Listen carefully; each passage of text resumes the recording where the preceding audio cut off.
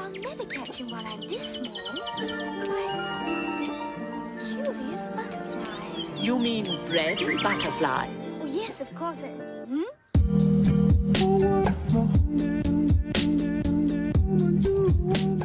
Здравейте и добре дошли! Аз съм Златка, вие сте в моя YouTube канал и поредното видео, което подготвих за вас, то ще е с десерти, които съм приготвила през изминалите летни месеци, които са ми останали любими, които са лесни и които са отново без брашно и без захар, така че може да си ги подготвите, да се насладите на един здравословен десерт и да зарадвате вашите сетива.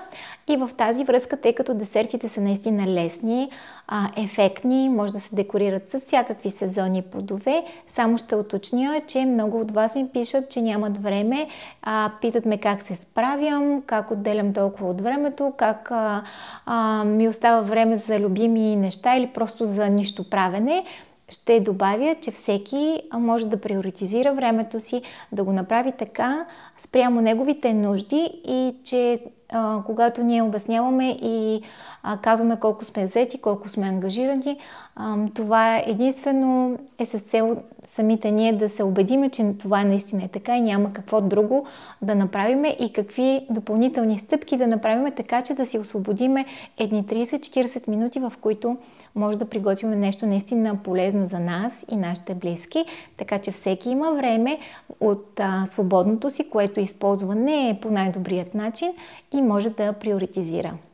Нека да започваме и да ви покажа моите рецепти. Започвам с едни бомбони, които се приготвят с 4-5 съставки, нужен е сусамов тахан, форми, пукана киноа, черен шоколад и една лъжица какао. Важно е първо да си запечеме киноата за 5 минути на 180 градуса, за да остане хрупкава и смесвам останалите съставки без шоколада, разбърквам и се получава една лепкава и много приятна консистенция, от която оформям в различни форми. Може да си направите бомбоните, оформям самите бомбони, които след това потопявам в черен шоколад и това е цялото приготвяне на тези малки десертчета, които са много вкусни и може да си ги съхранявате след това задълго в хладилника или в фризера.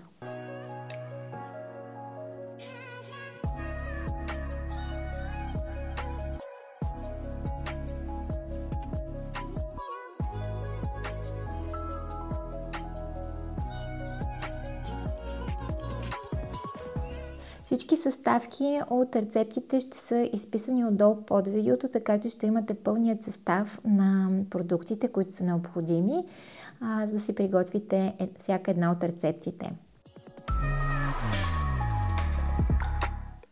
Продължавам с един любим бананов хляб. Аз съм го показвала и преди.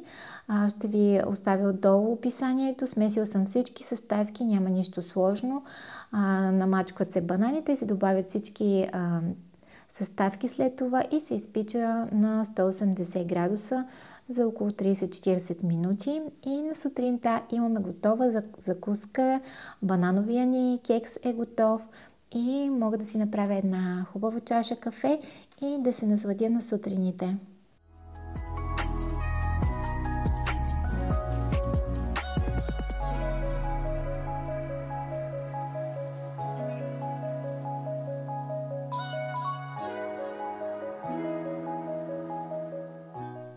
Едно от нещата, които ще ми липсват през есента е времето, което прекарвам сутрин на балкона, когато се наслаждавам на кафето си и започва един нов ден, изпълнен със слънце, звуците и песните на птичките.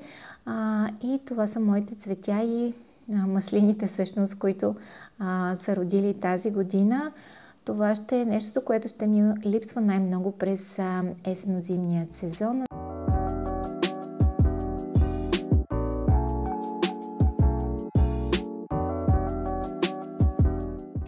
Последната рецепта, тя е много лесна.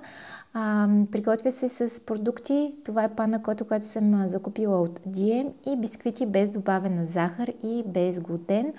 Може да видите състава на бисквитите. Пише, че имат съвсем малко подсладително. По мой вкус, аз не обичам много сладки неща. Нямат никаква... Въобще не са сладки. Приготвям пана котата по описаният начин.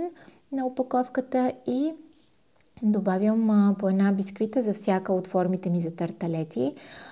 Слагам 4 плюс една допълнително 5 и смесвам съставките, които са бисквитите, форми, кокосово масло и добавям малко какао.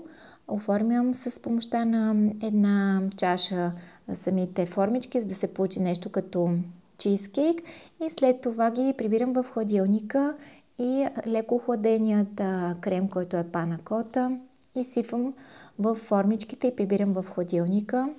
Така след 4-5 часа може да се порадваме на есенното слънце и да се почерпим с едно от любимите ми безалкохолни газирани вина просеко. Много е вкусно, мирише на ягоди, на праскови, така че ви го препоръчвам.